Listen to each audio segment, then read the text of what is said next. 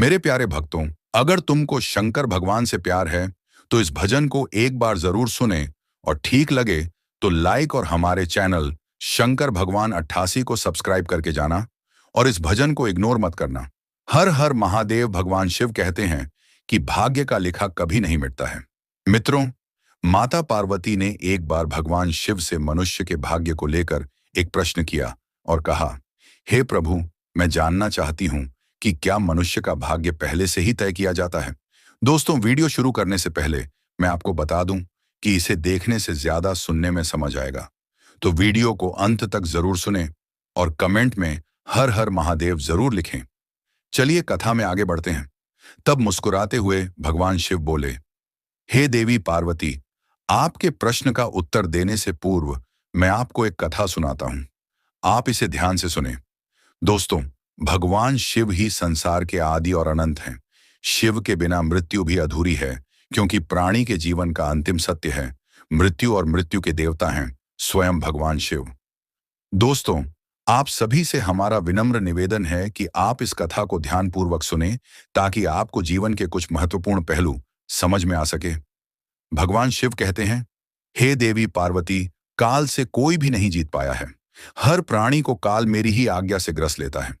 मनुष्य के जीवन में समय, परिस्थिति और स्थान, इन तीनों की बड़ी भूमिका होती है। कई बार जो कुछ भी घटित होना होता है उसी अनुरूप परिस्थितियां बनती जाती हैं, और जो होना होता है वो बस हो ही जाता है।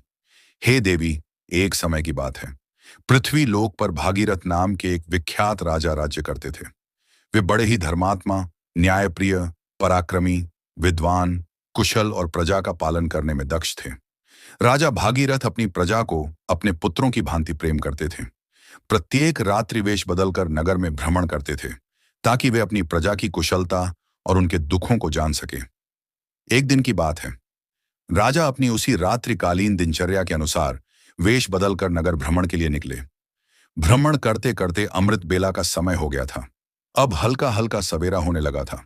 रात भर भ्रमण करने के कारण वे अब नगर की परिक्रमा वाले मार्ग से होकर निकल रहे थे। उसी मार्ग के दूसरी ओर एक घना जंगल आरंभ होता था। तभी उन्होंने देखा कि एक नौजवान लकड़हारा कंधे पर कुल्हाड़ी लिए जंगल में प्रवेश कर रहा है। वो एक ऊंचे वृक्ष पर चढ़कर लकड़ी काटने लगा। अचानक कहीं से एक भयानक रीछ यानी भालू दौड़ता हुआ वहां आ पहुंचा। यह देखकर राजा एक पेड़ के पीछे चुपचाप छिप गए। लेकिन राजा ने देखा कि वो रीछ भी उसी वृक्ष पर चढ़ने लगा जिस पर वो नौजवान लकड़हारा लकड़ी काटने के लिए चढ़ा था। उस रीछ को पेड़ पर इतनी तेजी से चढ़ते हुए देखकर राजा आश्चर्यचकित रह गए। उन्होंने सोचा, यह कैसे संभव है? इतना भारी भरकम प्राणी वृक्ष पर कैसे चढ़ सकता है? क्योंकि सामान्य रीछ कभी वृक्ष पर नहीं चढ़ता, लेकिन यह तो किसी अद्भुत शक्ति से चढ़ रहा था। उधर जब उस नौजवान लकड़हारे ने रीछ को अपनी ओर तेजी से आता देखा तो डर के मारे उसके हाथ पांव फूल गए। भय से कांपते हुए उसके हाथ से वृक्ष की टहनी छूट गई और वह धड़ाम से जमीन पर गिर पड़ा। जैसे ही वह गिरा, उसी क्षण उसके प्राण पखेरु उड़ गए। अब जब वो भयानक रीछ पेड़ से नीचे उतरा तो अचानक वो देखते ही देखते एक सुंदर स्त्री का रूप धारण कर गया और पास ही स्थित एक कुएं के पास जाकर बैठ गया, मानो वो किसी का इंतजार कर रही हो। दोस्तों, राजा भागीरथ ये सब देखकर भीतर तक हिल गए थे। उन्हें अपनी आंखों पर विश्वास नहीं हो रहा था। उनकी सारी थकान, सारा आलस्य और नींद एक क्षण में उड़ गई, क्योंकि उन्होंने अपनी आंखों से देखा था कि कैसे वो भयानक प्राणी एक स्त्री में बदल गया। अब उनका मस्तिष्क अनेक प्रश्नों से घिर चुका था। राजा ने ठान लिया कि मैं इसका पीछा करूंगा और जानूंगा कि यह रहस्य क्या है। वे दूर खड़े होकर उस स्त्री पर दृष्टि टिकाए देख रहे थे कि अब वो क्या करती है। थोड़ी ही देर बाद राजा के दो सिपाही जो रात्रि गश्त पर थे वहां से गुजर रहे थे। संजोग की बात यह थी कि वे दोनों सगे भाई थे। जब छोटे भाई की दृष्टि उस कुएं के पास बैठी स्त्री पर पड़ी तो उसे देखते ही वो उसके रूप पर मोहित हो गया और वह बोला, भैया, वो जो सुंदर कन्या वहां बैठी है ना, उसे देखते ही मेरे हृदय में प्रेम जाग उठा है। मेरा मन कहता है कि वही मेरी योग्य वधू है। मैं उसी से विवाह करना चाहता हूं। बड़े भाई ने जब उसकी बात सुनी तो उसने भी कन्या की ओर देखा और वह भी उसी क्षण उसके सौंदर्य पर मोहित हो गया। और बड़ा भाई भी बोला, अरे छोटे बड़े भाई के होते हुए तू कैसे विवाह कर सकता है? मैं तुझसे बड़ा हूं और मुझे भी उससे प्रेम हो गया है, इसलिए विवाह तो मैं ही करूंगा। तब छोटा भाई बोला, भैया लेकिन पहले मैंने उसे देखा है, इसलिए विवाह का अधिकार मेरा है। अब दोनों भाई आपस में विवाद करने लगे। तभी बड़े भाई ने समझदारी दिखाते हुए कहा, हम व्यर्थ ही झगड़ रहे हैं, क्यों ना हम इस कन्या से ही पूछ ले कि वो हम दोनों में से किसे पसंद करती है। वो जिससे विवाह करना चाहे हम दोनों उसे स्वीकार कर लेंगे। यह निर्णय लेकर दोनों भाई उस सुंदर कन्या के पास पहुंचे। बड़े भाई ने पूछा, हे सुंदरी, आप कौन हैं और यहां क्या कर रही हैं? तब उनके पूछने पर वो स्त्री मधुर स्वर में बोली, मेरा नाम रूपा है, मैं पास ही के गांव में रहती हूँ। मैं अपने पति की तलाश में इस जंगल में भटक रही हूँ। फिर छोटा भाई बोला, क्या हुआ, हमें बताओ, तुम्हारा पति कहाँ है? हम दोनों मिलकर उसकी खोज में तुम्हारी मदद करेंगे। तब रूपा ने हल्की सी मुस्कान के साथ शर्माते हुए कहा, अरे नहीं, अभी तो मैं कुंवारी हूं। मैं एक योग्य वर की तलाश में निकली हूं और इस संसार में मेरा कोई नहीं, एक मां थी, वह भी कुछ दिनों पहले चल बसी। इस पर छोटा भाई उत्साहित होकर बोला, वाह कितना सुंदर संयोग है, हम दोनों भाई भी अविवाहित हैं। यदि तुम चाहो तो हम दोनों में से किसी एक से विवाह कर सकती हो। तब मुस्कुराते हुए उस लड़की ने कहा, मुझे तो आप दोनों ही पसंद हैं, आप ही तय कर लो कि मैं किसके साथ विवाह करूं। तब बड़े भाई ने कहा, हम दोनों भी इसी उलझन के साथ तुम्हारे पास आए हैं, अब क्या करें? तब लड़की बोली, तो ठीक है, इसका निर्णय मैं ही कर देती हूं। मैं तुम दोनों में से एक से विवाह करूंगी, लेकिन मेरी एक शर्त है। दोनों भाई एक साथ बोले, बोलो हमें क्या करना है?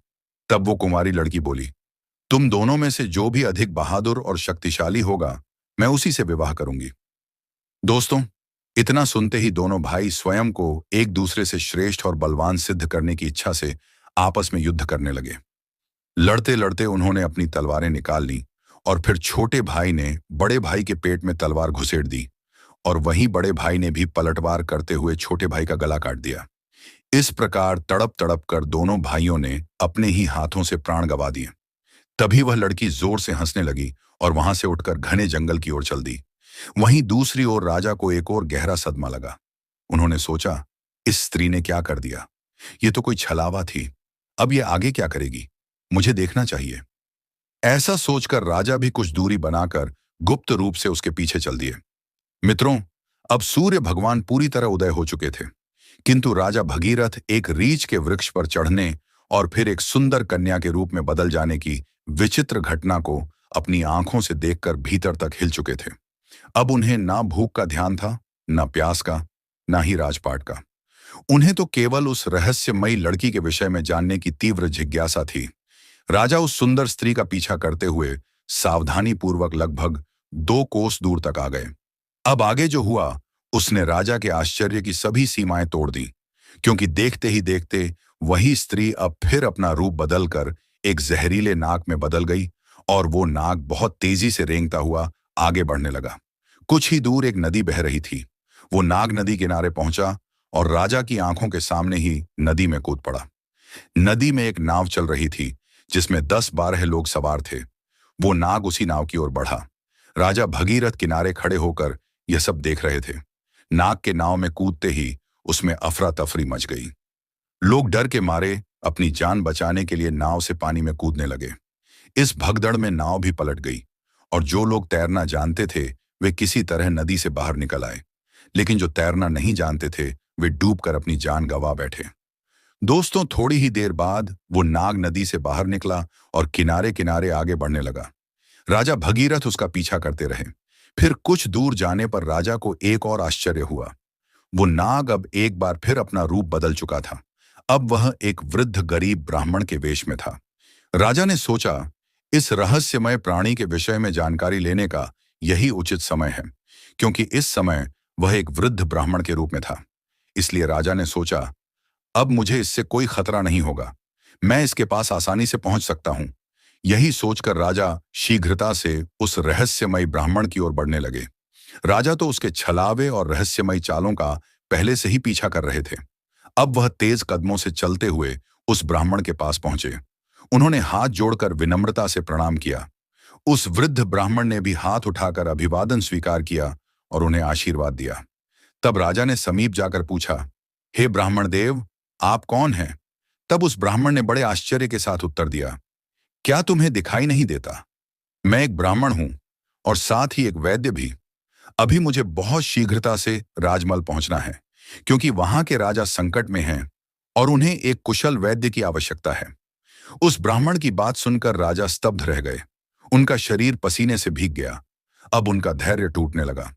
दोस्तों, भगवान शिव माता पार्वती से कहते हैं, हे देवी, ऐसा क्यों ना हो, क्योंकि हर मनुष्य अपनी मृत्यु से डरता है, और जब मृत्यु ही उसके सामने खड़ी होकर उससे बात कर रही हो तो भय तो होगा ही। राजा अब अत्यंत डर चुके थे, किंतु उन्होंने साहस जुटाया और दृढ़ स्वर में बोले, हे विप्र, तो सत्य कहिए। ऐसे झूठ बोलना ब्राह्मण को शोभा नहीं देता। इसके लिए आपको दंड भी मिल सकता है, यहां तक कि सूली पर भी चढ़ाया जा सकता है।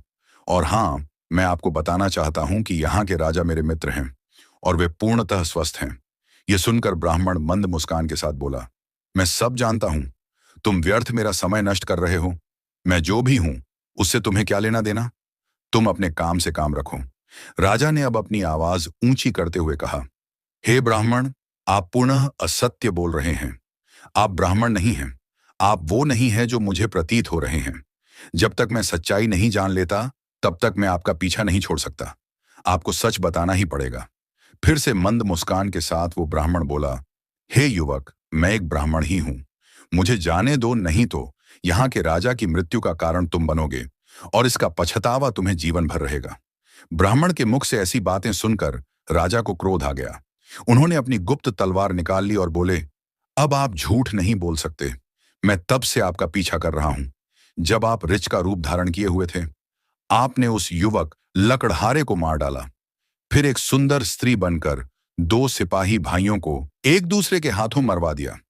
फिर आप विशैला नाग बनकर नदी में कूदे और उस नाव पर चढ़ गए जिसमें कई यात्री सवार थे। आपकी दहशत के कारण भगदड़ मची। नाव पलट गई। जो तैरना जानते थे वे तो बच निकले, लेकिन बाकी सभी डूबकर मर गए। और अब आप वृद्ध ब्राह्मण का रूप धारण करके नई चाल चल रहे हैं। इसलिए हे ब्राह्मण, अब सत्य कहो, तुम कौन हो? राजा की तीखी बातें और तलवार की नोक देखकर भी वो ब्राह्मण शांत रहा और बोला, हे युवक, यदि मैं ना बताऊं तो तुम क्या कर लोगे? राजा ने तलवार को उसके ओर निकट कर लिया और बोले, अब तुम परिणाम भुगतने के लिए तैयार हो जाओ, क्योंकि अब तुम कई लोगों की हत्या करने के दोषी हो। इसलिए तुम्हें राज दरबार में प्रस्तुत कर सूली पर चढ़ाया जाएगा। तुम नहीं जानते कि यह सम्राट भगीरथ का राज्य है, जो एक न्यायप्रिय और प्रजावत्सल राजा है। तुम यहां से जीवित वापस नहीं जा सकते। इसलिए तुम्हारी भलाई इसी में है कि अपने असली रूप में आओ और अपनी सच्चाई मुझे बताओ। दोस्तों, तब भगवान शिव कहते हैं, हे देवी पार्वती। राजा की ऐसी बातों को सुनकर वो वृद्ध ब्राह्मण जोर जोर से ठाके लगाकर हंसने लगा और बोला, हे राजन, मैं जानता हूं कि यह नगरी सम्राट भगीरथ की है, जो एक महान प्रतापी और धर्मनिष्ठ राजा है। और मैं यह भी जानता हूं कि वह तुम ही हो, विश्वविख्यात सम्राट भगीरथ। किंतु अब तुम भी एक बात जान लो, तुम मुझे नहीं मार सकते, बल्कि एक दिन ऐसा आएगा जब मैं ही तुम्हें मरने के लिए विवश कर दूंगा। अब तो राजा के होश ही उड़ गए। ब्राह्मण की इस प्रकार की बात सुनकर राजा भगीरथ के हाथ से तलवार छूटकर नीचे गिर गई। वे हाथ जोड़कर चुप हो गए और मन ही मन सोचने लगे, जिसने इस रूप में भी मुझे पहचान लिया, वो कोई साधारण मानव तो हो ही नहीं सकता। तभी राजा विनम्र होकर बोले, हे ब्राह्मण, अब जब आपने मुझे पहचान ही लिया है तो कृपा करके यह भी बताएं कि आप वास्तव में कौन हैं। तब वो ब्राह्मण बोला, हे राजन, किसी ने सत्य ही कहा है कि संसार में चार हट सबसे बलवान होते हैं, राजहट, बालहट, स्त्रीहट और योगहट। तुम राजा हो, इसलिए राजहट पर अड़े हो। अब तुम बिना मेरी सच्चाई जाने रह ही नहीं सकते, यह भी मैं जानता हूं। इसलिए अब ध्यान से सुनो, मैं कौन हूं और मैं तुम्हारी राजधानी में क्यों आया हूं। तब उस वृद्ध ब्राह्मण ने बताना आरंभ किया और कहा, हे राजन, अब तुम्हें मैं अपनी पहचान बताता हूं। मेरा नाम काल है। तुम जानते हो कि संसार में जितने भी प्राणी जन्म लेते हैं, उनकी मृत्यु निश्चित होती है। इसीलिए इस धरती को मृत्यु लोक कहा जाता है। जब कोई प्राणी माता के गर्भ में आता है तो उसी समय उसका भाग्य लिखा जाता है। नियति के अनुसार आत्मा शरीर में प्रवेश करती है और वह जीवित होता है। उसी क्षण उसकी मृत्यु का समय, स्थान और कारण भी विधाता द्वारा निश्चित कर दिया जाता है। जब किसी प्राणी की मृत्यु का समय आता है तो भगवान शिव ही धर्मराज को इसकी सूचना देते हैं, क्योंकि सभी प्राणियों की मृत्यु का निर्णय शिव जी के पास होता है। धर्मराज शिव जी से आज्ञा प्राप्त कर मुझे यानी काल को आदेश देते हैं कि अब जाओ और उस प्राणी के प्राण हर लो। तब मैं मृत्यु लोक में आता हूं।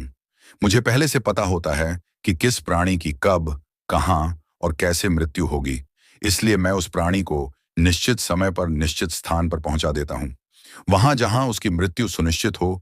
और जिस प्रकार उसकी मृत्यु विधाता ने लिखी होती है, मैं उसी प्रकार की परिस्थितियां और घटनाएं वहां उपस्थित कर देता हूं। इसलिए हे राजन, सुनो, उस लकड़हारे को मैंने नहीं मारा था। तब राजा ने आश्चर्य से पूछा, हे विप्र, आप यह कैसे कह सकते हैं?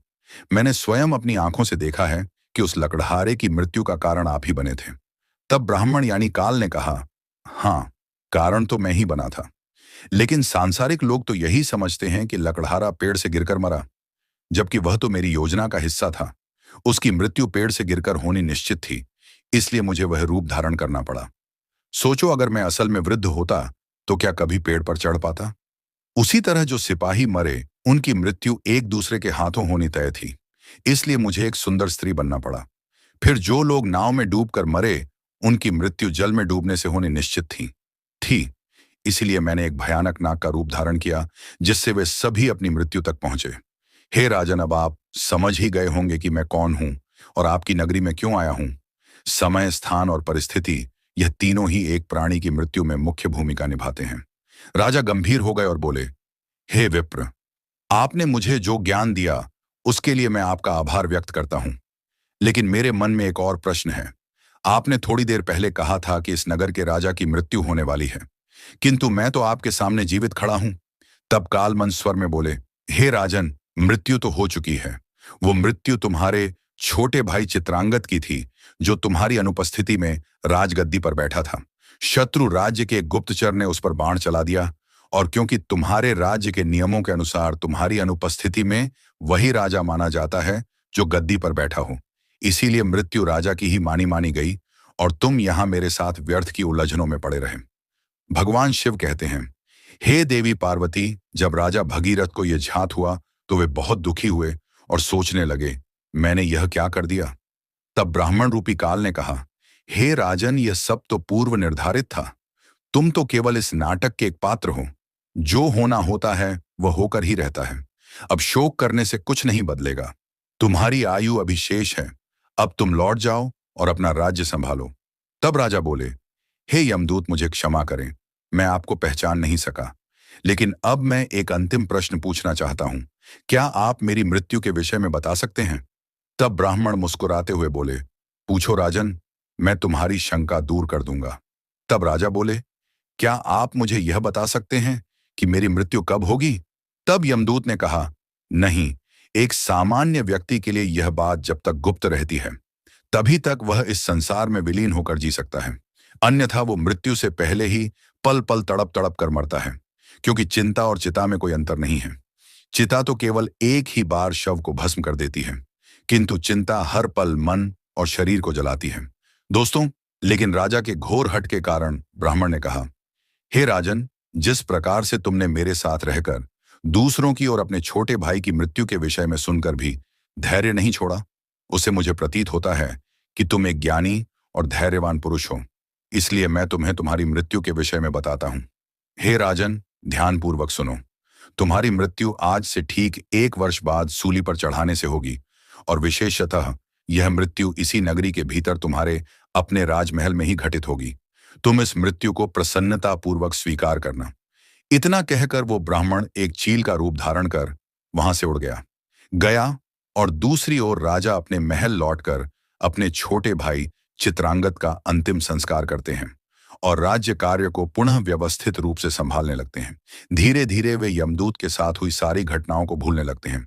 इसी तरह 6 महीने बीत जाते हैं। फिर एक रात अचानक राजा घबराकर नींद से उठ जाते हैं। उन्हें मृत्यु की आहट महसूस होने लगती है। इस पर भगवान शिव कहते हैं, हे देवी, मनुष्य चाहे जितना भी निडर क्यों ना हो, परंतु जब उसे अपनी मृत्यु का पूर्वाभास हो जाए तो वह उससे बचने के लिए कोई ना कोई उपाय अवश्य ही ढूंढ निकालता है। राजा ने भी ऐसा ही किया। अगली सुबह राजा दरबार में अपने मंत्रियों से कहते हैं, हे मंत्रियों, एक भविष्यवाणी के अनुसार आज से ठीक 6 महीने बाद मेरी मृत्यु मेरे ही महल में सूली पर चढ़ाने से होगी। अतः आप लोग कोई ऐसा उपाय खोजें जिससे यह मृत्यु टाली जा सके। कुछ समय बाद एक प्रमुख मंत्री ने सुझाव दिया, महाराज, यदि हम राज्य भर से सभी नुकीली वस्तुओं जैसे सूली, भाले, चाकू, कटार आदि का पूर्णतः बहिष्कार कर दें और उन्हें राजनगर से बाहर निकाल दें, तो शायद आपको सूली पर चढ़ाया ही ना जा सके। मंत्री की यह सलाह राजा को और अन्य सभासदों को भी पसंद आती है और वे वैसा ही करते हैं। दोस्तों, राजा भगीरथ अब थोड़े शांत हो जाते हैं, किंतु मृत्यु का भय उनके भीतर अब भी जीवित रहता है।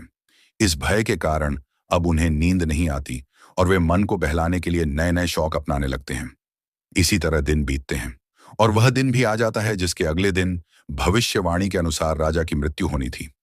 अब राजा और भी अधिक व्याकुल हो जाते हैं। उन्हें समझ नहीं आता कि क्या करें। वे सोचते हैं, क्यों ना आज की रात राजमहल से बाहर ही रहा जाए। हो सकता है यदि मैं महल में ना रहूं तो भविष्यवाणी झूठी साबित हो जाए। यह सोचकर वे मध्य रात्रि में एक गरीब भिखारी का वेश धारण कर चुपचाप महल से निकल पड़ते हैं और नगर की गलियों में घूमने लगते हैं। अब कई दिनों की नींद ना लेने के कारण वे थक जाते हैं। तभी वे एक घर में चुपचाप घुस जाते हैं। वो घर एक दर्जी का था, जो राजा और रानी के विशेष वस्त्र सिलने का कार्य करता था। राजा उस घर में चुपचाप एक कोने में जाकर सो गए। अब रात्रि का अंतिम प्रहर बीत रहा था।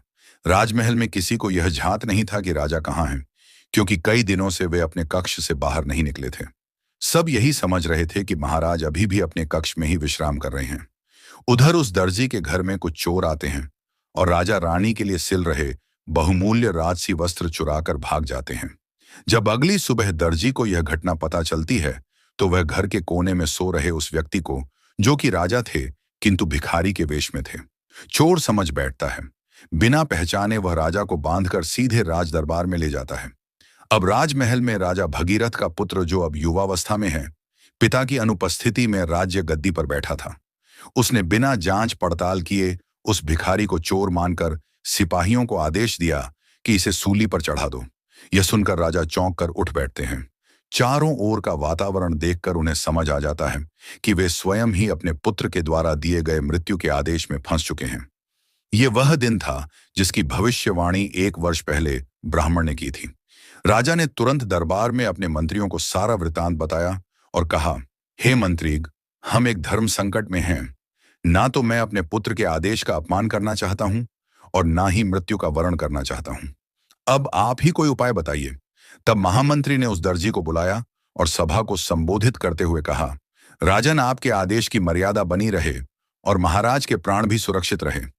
इसके लिए हम इन्हें सूली के स्थान पर एक सुई की नोक पर बैठा देते हैं। इससे आदेश की पूर्ति भी होगी और किसी की मृत्यु भी नहीं होगी। यह बात सभी को उचित लगी। समय के अनुसार राजा को सुई की नोक पर बैठाया गया, परंतु होने को कुछ और ही मंजूर था। जैसे ही राजा सुई की नोक पर बैठे, वो सुई उनकी पीठ में चुभ गई। रक्त बहने लगा और वैद्य बुलाए गए, पर तब तक बहुत देर हो चुकी थी। धीरे धीरे राजा का शरीर शिथिल हो गया और वे वहीं तड़पते हुए अपने प्राण त्याग देते हैं। दोस्तों, भगवान शिव माता पार्वती से कहते हैं, हे देवी, मनुष्य अपने भाग्य को चाहे जितना भी बदलना चाहे, परंतु जो होना निश्चित है वह होकर ही रहता है। यही कारण है कि परमेश्वर ने मनुष्य को भविष्य जानने की शक्ति नहीं दी ताकि वह वर्तमान को जी सके। अतः प्रत्येक प्राणी को अपने कर्मों के पथ पर चलना चाहिए, धर्म का पालन करना चाहिए और हर क्षण को भगवान के नाम में समर्पित करते हुए जीना चाहिए। यही सच्चा जीवन है। तो दोस्तों, यही थी राजा भगीरथ की अद्भुत और रहस्यमय कथा, जो हमें यह सिखाती है कि भाग्य से कोई नहीं बच सकता, चाहे कोई कितना भी उपाय कर ले। यदि आपको यह कथा अच्छी लगी हो तो कृपया इस वीडियो को लाइक करें। अगर आप हमारे शंकर भगवान 88 पर नए हैं तो इसे सब्सक्राइब जरूर करें, ताकि ऐसे ही रहस्यमय, प्रेरणात्मक और आध्यात्मिक कथाएं आपको नियमित रूप से मिलती रहें। जय भोलेनाथ। हर हर महादेव। आपका दिन मंगलमय हो।